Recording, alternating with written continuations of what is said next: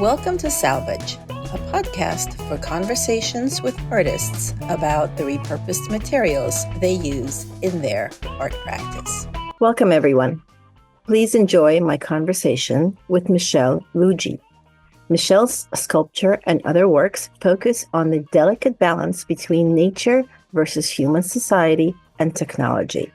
The duality of this relationship is explored in both materials and subject matter. The combination of the two factions produce mysterious yet familiar forms.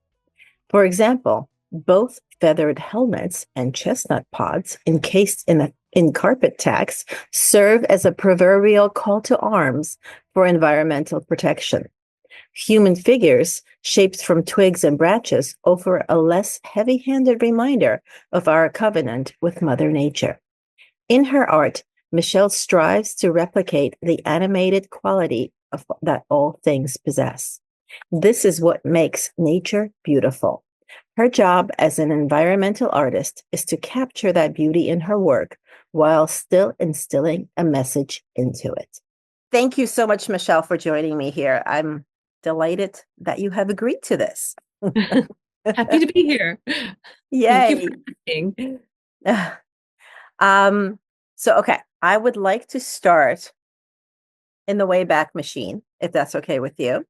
Sure. Were you always making art as a kid?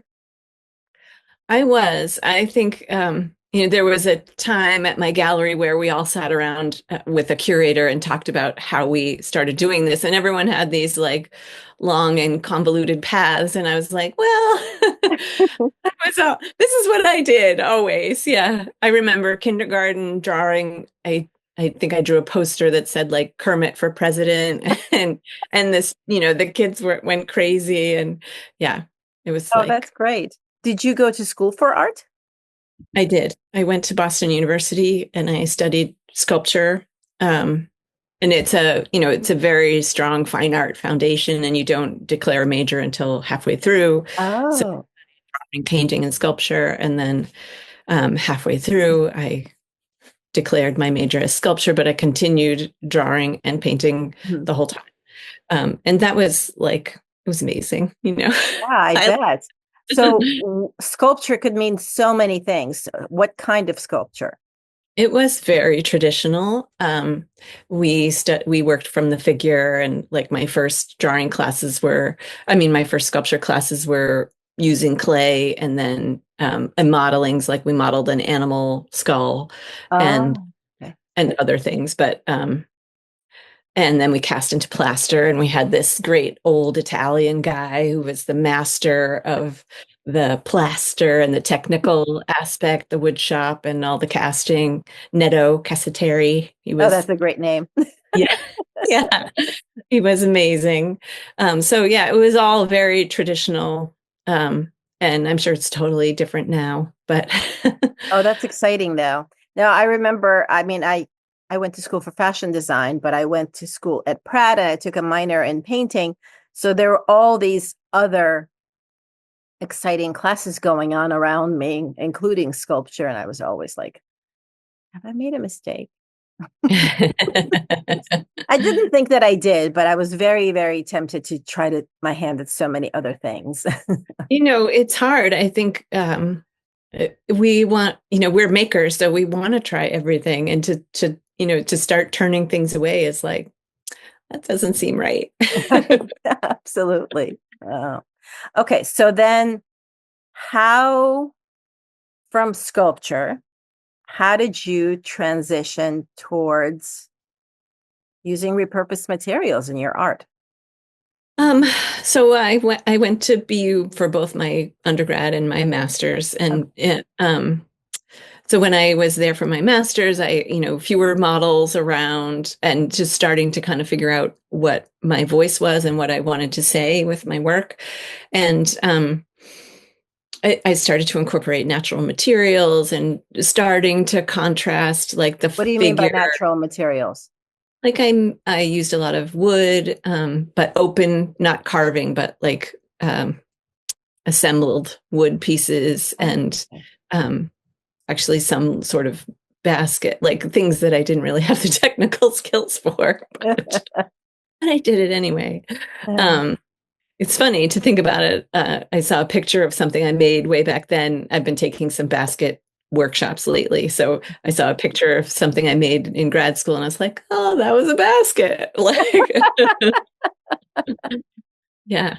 So I started, I was very interested in the figure and organic form. I think what I really responded to in that traditional background, that traditional academy like schooling was appreciating organic form. I spent a lot of time, even after I graduated, kind of drawing more from the figure and trying, putting the 10,000 hours in. Yeah. um, but I started to think about, like in grad school, I covered a plastic milk jug with bark. Oh, And I was, even then trying to contrast plastic versus nature. Actually, the milk jug, the reason I made it was because the milk jug said natural on the top. And I tried to make it with something that was very unnatural. I mean, tried to take something that was unnatural and make it with something natural. So you covered the milk jug with wood, or did you Yes, make a milk jug out of wood? I covered a milk jug with bark. So it was like Bark. a Okay. not like birch bark, but like a thick bark that I Uh, pieced together like a puzzle. Yeah. oh, okay, cool. Well, It's like a tree. a tree of a milk jug. Okay, I can Yeah. see 1,000 of them already lined up. Yeah. Yeah. So I was like circling this area for a long time. And, I have a background in clay also. So I've done a lot of ceramics and I had an exhibit with ceramic objects and then, um, kind of thinking about genetically altered fruits. And so Oh, one of my objects had like teeth coming out of it and incorporating refuse materials and, yeah, like really kind of trying to play with laboratory science and genetic alterations and like what oh, could be wow. happening here. Um, and then as time went by, I learned about the plastic debris in the ocean, and I had been trying to figure out a way to use plastic in my work. Hmm. I hadn't really figured it out quite yet, and then I learned that I could crochet with plastic, and making plarn out of plastic bags, Right, and right. um, and then I was kind of off for That was it. The floodgates yeah. opened. Floodgates open for a while. And then as I continue to learn more about plastic and I'm a collector, collect pieces of everything. Single-use plastic is Mhm. kind of the real thing. I think plastic is, necessary and, Yeah, life-saving in many cases, but sure. also we do not have to cover every single thing. I bought an organic zucchini the other day that was shrink wrapped in plastic. Right. Oh, yeah. No, it's ridiculous. I buy bananas in the supermarket in a plastic bag. Why? Yeah. Yeah. No, I know. Oh. So you you teach at a university? I teach at Leslie University. Yeah. And what do you teach? I've taught a lot of different things. I've taught drawing and sculpture. Right now I've developed a 2D and a 3D fiber course, Ooh, drawing by stitch and thread and knots, nets, and twine. So yeah, those are kind of my babies. But that's exciting. it So, is. is the next step going to be having your students crochet in plastic? I'll show them how, but I think most of them are more interested in, well, maybe not more interested, but really, I just want to throw techniques at them and let them figure out what they want to do with it later. Oh, that's a great, yeah. Yeah. Yeah, I like that. Uh, We so, have, so I have them do a lot of different projects and then, or do the techniques. And then for mhm. the midterm and the final, they have a more personal response to the technique. So, Oh, okay. So it's just you're having them do samples kind of yes, thing yes, and then exactly. do their own thing. I like Yeah. that. That's a course I want to take. It's pretty great, I have to say. I Yeah. would have liked it a lot. And then I pick up things and I'm like, oh, I want to do this. I want to do that. So yeah. Oh, I know. It's the drive to try something new is constant. Like I'll interview somebody for this podcast. I'm like, oh, I want to do that too. And then, somebody will send me a link to somebody else and be like, ooh, that's interesting. Yeah. Yeah. But wait, I have my own stuff to do. When am I going to do that? Right. And that's still interesting too. So, Yeah, that's what with these basket courses, I'm thinking, I don't know where they fall in my, in my own personal work, but I'm interested. So I have the urge, so I might as well, right? So are you taking a physical, actual basket weaving workshop, or is it online? I took one online and I took one at Castle Hill this summer. And what's Castle Hill? Castle Hill is a place, an art, I don't know how you call it, like a community center, but it's like art camp for adults, like Snow Farm. Do you know Snow Farm? Okay. Yeah.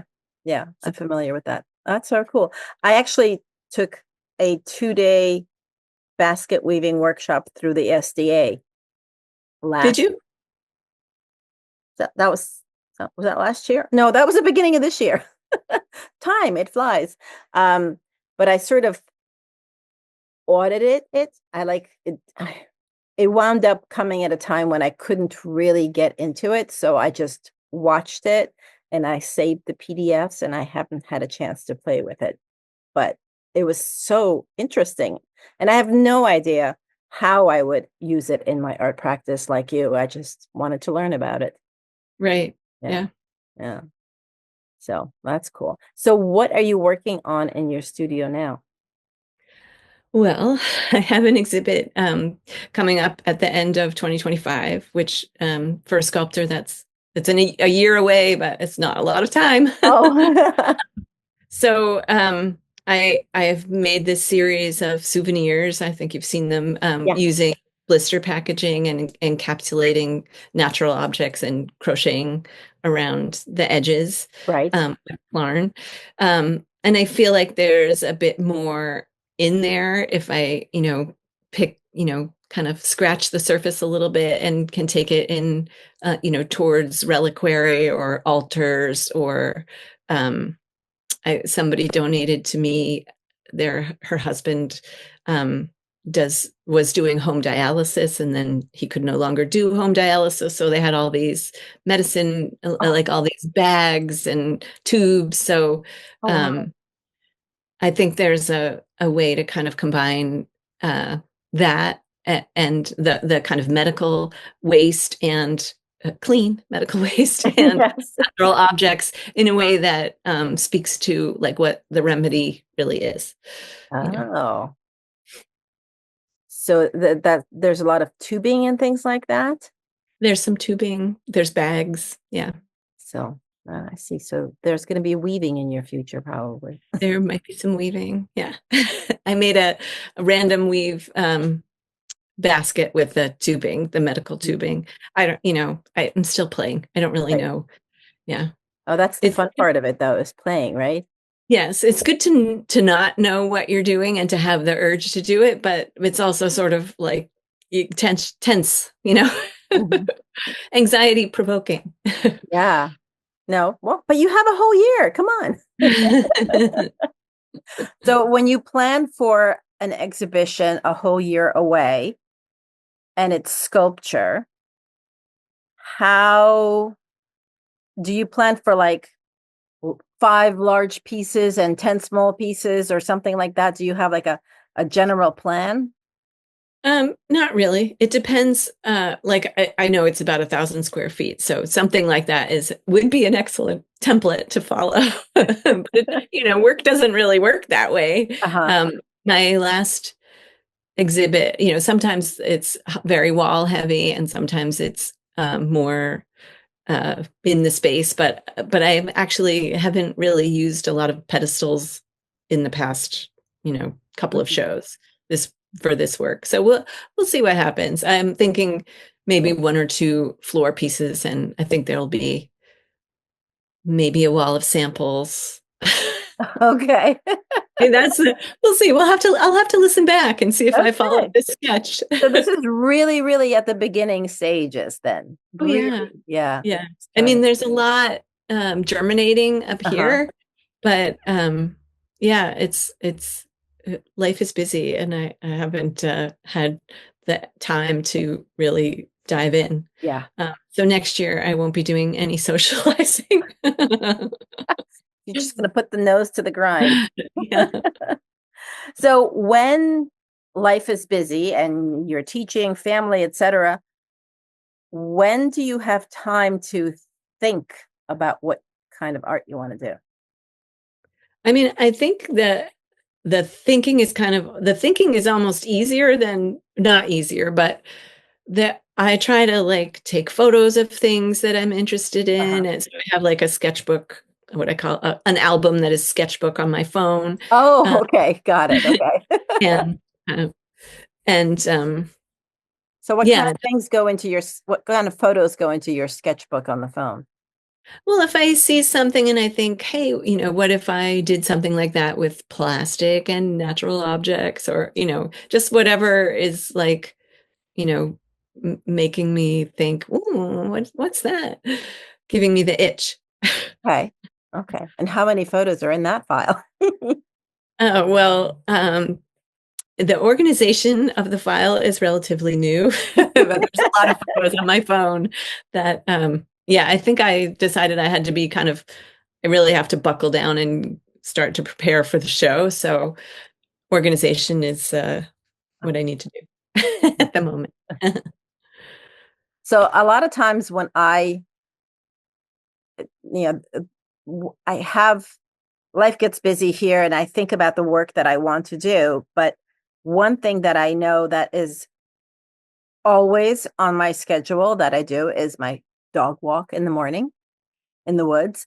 And I find that a lot of times I get some really good ideas of what I want to try to do, or if I'm thinking about something that I want to do and I don't know how to, sometimes the how to comes when I am walking the dog. Does that happen? That's excellent. Yeah. Yeah. I mean, they say that about like the shower, Right, that's right. shower. Not that I'm sure you also have a shower, but Yes. but that's so great to give yourself the space to like have that kind of time where your brain can go and solve these problems, And Yeah, it's probably early in the morning, so your brain's probably been solving the problems all night, and then probably. you have this opportunity. It says, "Hey, listen Yeah. to this great idea." So do you give yourself time for that like that as well? I do. Yeah. I mean, I think driving is also a good time for that. And Uh-huh. yeah, studio time. I don't have a dog, I have a cat. So I do take the cat outside. Don't tell anybody. I know we're gonna put this on the air, but I'm sure you keep a watch close him. eye on your cat when you Watch take her him. I outside. do. So we go out. I mean, and it is a time where I think, yeah, this is mindfulness, this is slowing down and paying attention and yeah. Yeah. Oh, that's cool. So so what are your favorite techniques to do in your art practice? Oh, well, crochet, And did you okay, so crochet, did that start as a kid? Did you learn to crochet as a kid? I learned to crochet to make the work that I'm making. Oh, And I okay. was a kid, I knew how to do the what are they, foundation chain. Um, Oh, so just making the loops, and then I never knew how to like go any further than that. oh, okay. Well, you were way ahead of me because I still don't know it, even that. But yeah, and now, in the meantime, the internet has arrived, Yes, and and you can find out how to do anything on there. So it's very yeah, true. So yeah. you got an idea in your head then of what you wanted to do, and you knew that it had to be crochet.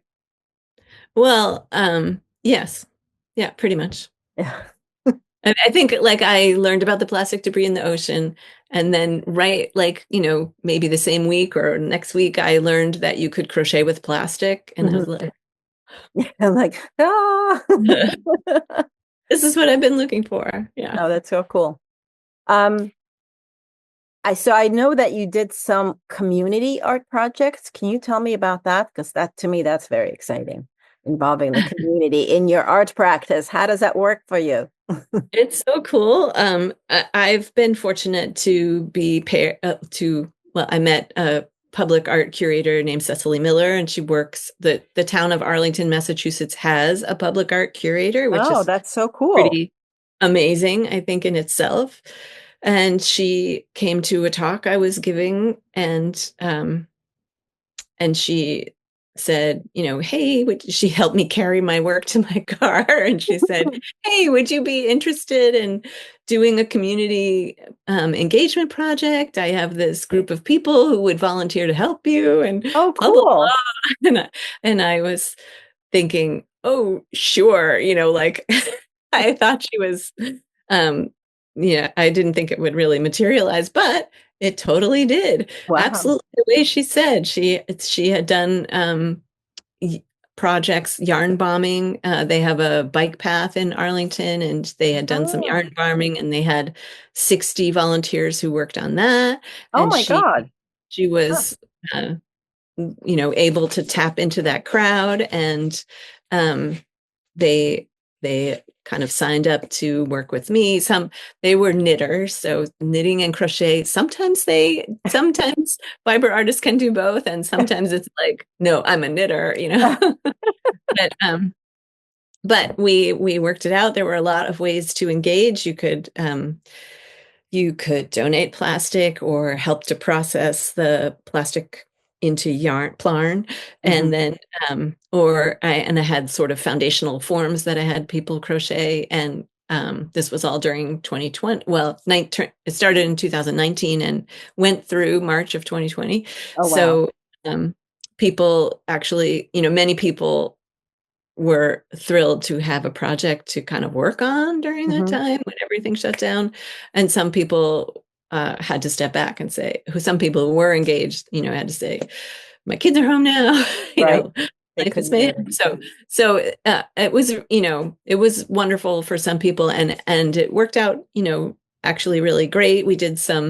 Um, we did some piecing together of the work in my yard outside, and I had this wonderful assistant during that time who came and helped me every day to put the work together, and yeah, it was Oh, great. wow. So what was the name of the project? The project was called Persistence. Yeah. And could you describe the project? Because, Sure. this is an audio. Yes. Okay. I'm sorry. Yes. Um, so we got together we had over 100 volunteers to make Oh my God.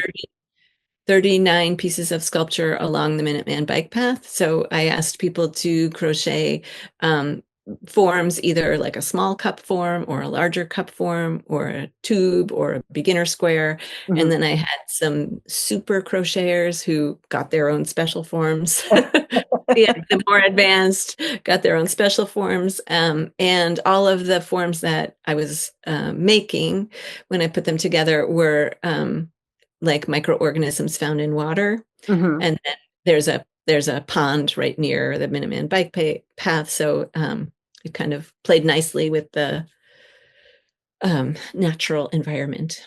So were you asking people to find plastic, process the plastic, and then make the form? Or were you like, you had people segregated into different groups, like Um, finding and processing, or did you have like a donation site for the plastics?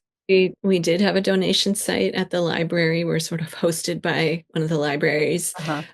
And so it would depend, we never actually got to do this, but we were going to do a scout workshop Oh. that with it was a lot of kids. I can't remember how many, but and they were going to process the plarn for us.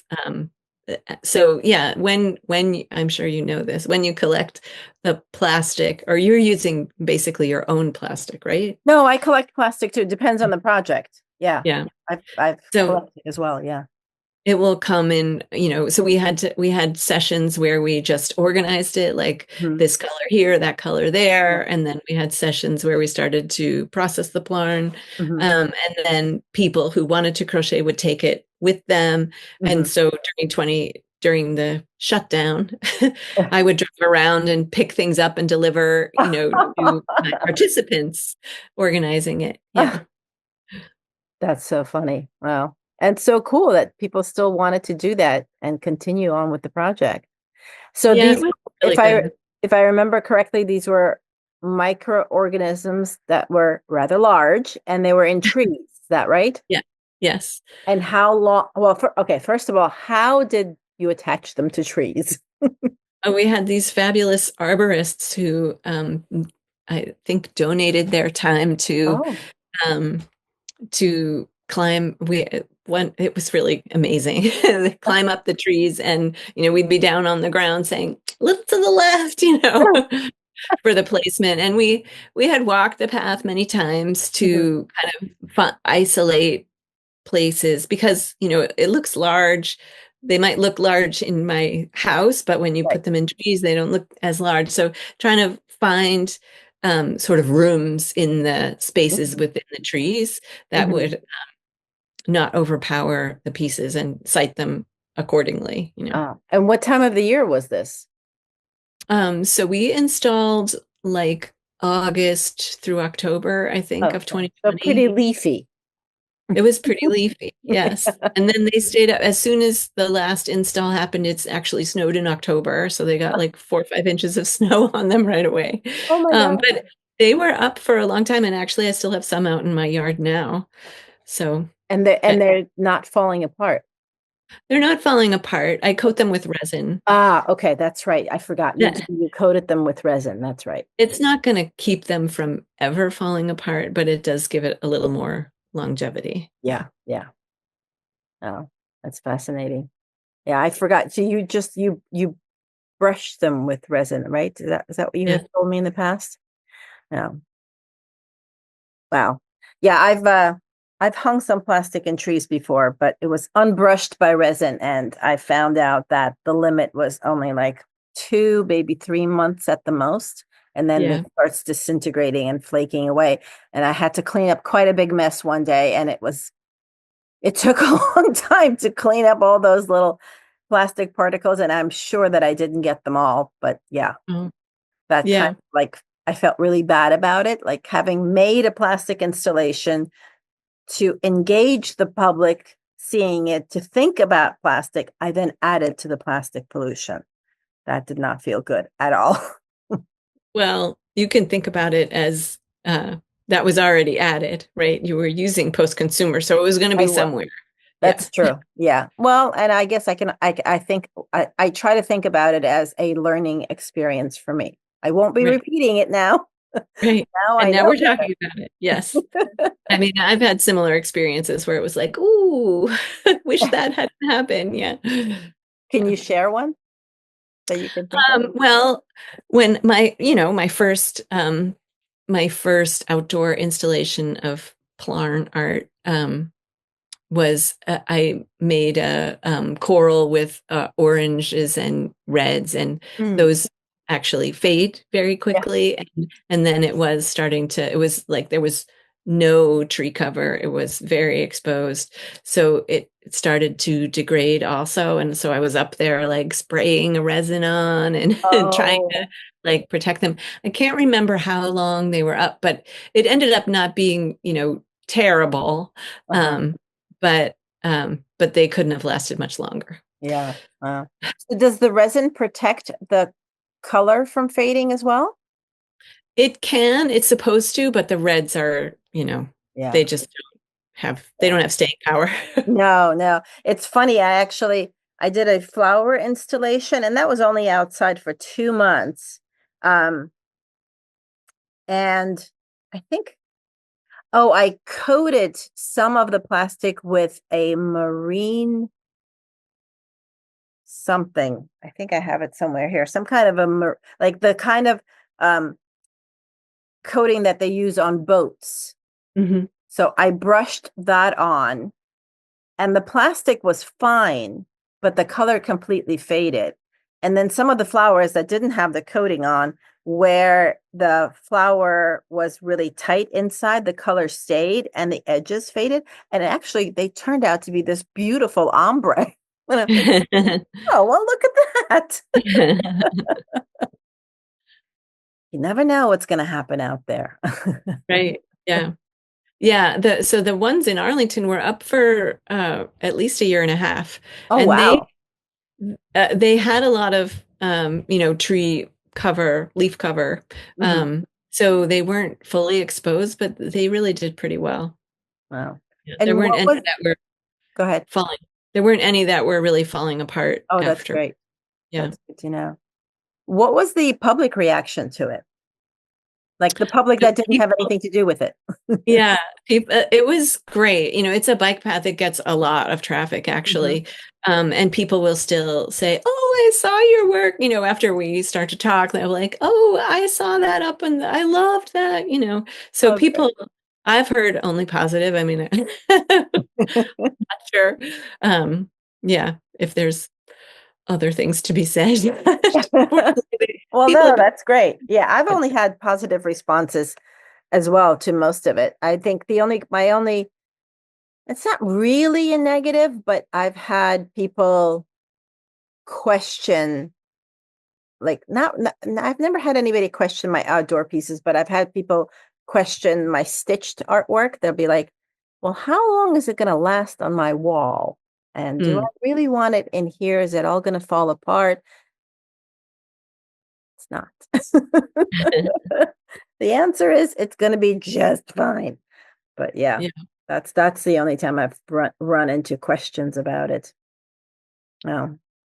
When you were working on your souvenirs projects, can you tell me about your thinking behind that? Like, how did that concept come to life?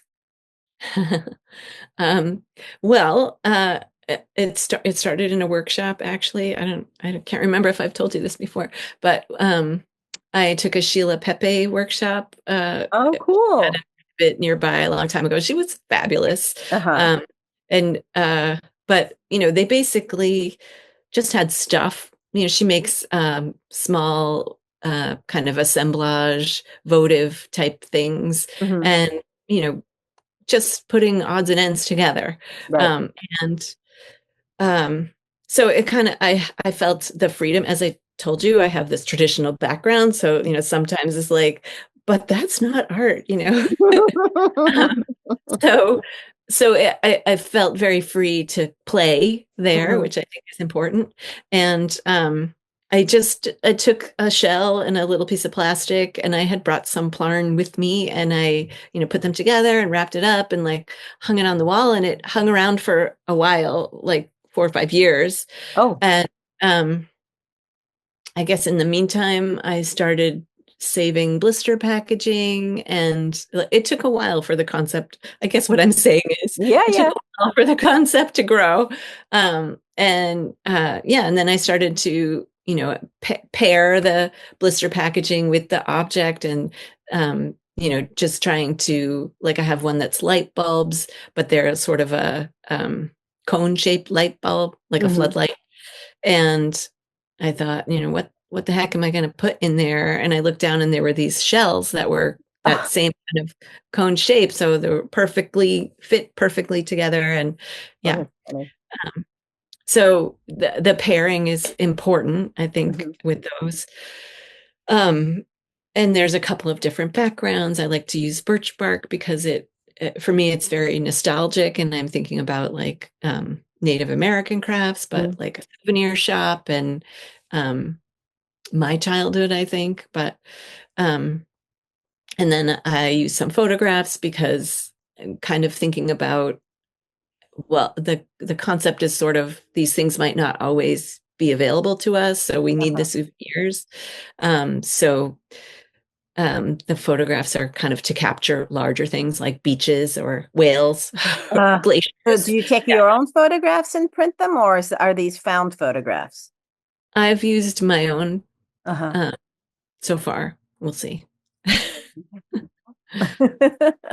Yeah, Um, you never know. All of a sudden, something could change.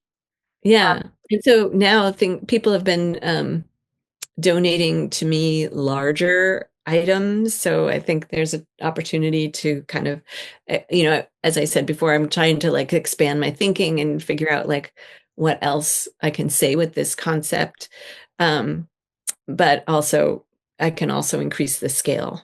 Yeah. So are they donating you the blister packaging, the bigger blister packaging, or the bigger items to put in the package? Both. Both. Yeah. Lucky you. Yeah. Yeah. Sometimes, if you have like if you order a cake or something comes in a Oh, yeah. giant thing. Yeah. Yeah. I didn't even think about that, but yeah, you're right.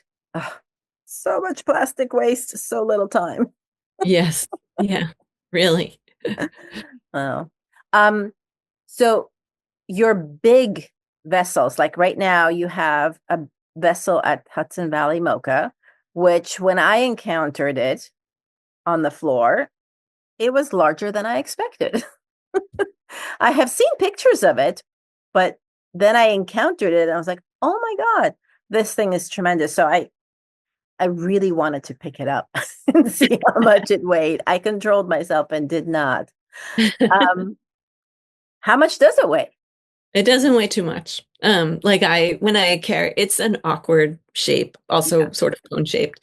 I usually kind of put it over my shoulder and then right. try to navigate. So I would say it's definitely less than 20 pounds. Yeah. But so it's crocheted, but does it have some sort of an armature inside of it? It does. It has, I use a lot of chicken wire in my Oh, work. It also has like a fabric interior so that you can't see through it. ah, Um, and then there is some support also inside, like a structure. uh-huh. And I am assuming that support and structure is something that you have learned when you were in the traditional sculpture part, Yes. right? Yeah. Yes. So it's coming in. It's still helpful. Oh, definitely. Yeah. But it's still, they didn't teach me to quite do what I'm doing. So it's Right. still a lot of like MacGyvering. Right. Oh, I love that verb, MacGyvering. Oh. I'm sure you're MacGyvering a lot too. Oh, yes. I love MacGyvering. I think there's a certain joy in MacGyvering. You're just Yeah, well, that's kind of figuring stuff creativity. out, right? Yeah. Right. So since you teach at a university, I think I have to ask this question. So if I was a budding artist who was just finishing high school and wanted to make a s- I don't know if that's the right word, wanted to make a splash in the art world, um, what would you recommend be the course of study? Wow. If I knew the answer, I'd be Okay, making a wait. So splash. no, not just a splash, but wanted to include the problems of climate change in their artwork. What would you suggest they study? Well, I think that's one of the changes that's happened. Like Leslie is also heading towards a more interdisciplinary approach. Mhm. So we're I think universities are sort of always reconfiguring themselves, but Oh, okay. um, that just so that it's easier to cross-pollinate, and I think that's really what's happening now. Mhm. um, and um, I think it's kind of easier than ever for young artists to make a splash because the internet and um, YouTube, TikTok, Right, Instagram are all so available, and everything, you can reach out to people who are on the other side of the country or the world, right. um, and make connections that way. I would say get involved and keep making. That's opportunities will come. Just Yeah. just keep working. So you would say try all crafts, all venues? Like Um, well, we talked a little bit earlier about what spoke to us Mm-hmm. personally, and so I think you do have to follow that. But yeah, I think if your lens is climate change, you want to keep that in mind while you're making also, and not like add to your footprint as Right. you're making. Um, yeah. Wow. Yeah, I haven't investigated this. When my daughters were looking into college, they had their own interests. There weren't art interests, so I never really looked at it. I remember when I was looking to go to college, I was like, oh, I would love to go to RISD or something like that. That was my dream school, but I knew it wasn't something that my parents or I could afford. So I went locally. So I don't know, like now, like what programs are out there? Like, are there schools with so many different programs that you could try your hand at many different art realms, so to speak? Is Leslie one of those schools? I mean, I think you need to look. I mean, Leslie has a lot of photography, illustration, printmaking, Mhm. very strong in those fields, ceramics, um, and painting, sculpture. And but I think you kind of need to look around at what the facilities are in different places. But so many, like the library has a maker space. We have a great Oh, maker space at Leslie also, but there's ways to incorporate technology and AI in your work. Like I think it's ever changing. It's yeah, evolving all the yeah, time. Yeah. yeah. Um, I think for me, if I was just starting out as an artist, it would be a very exciting time. yeah, There's just so much definitely. opportunity out there. And I don't feel like there's so much stigma, as in you can only be an artist if you paint or if you sculpt in marble or something like that. I think that's gone, thankfully. Not that there's anything wrong with that. I think it's still really beautiful art, but you Yeah, don't have to be confined to that. I'm not sure that's your NYC lens. I'm not sure it's gone, but I think you're right. It's changing. Yeah. Yeah, yeah, yeah. Wow, very exciting.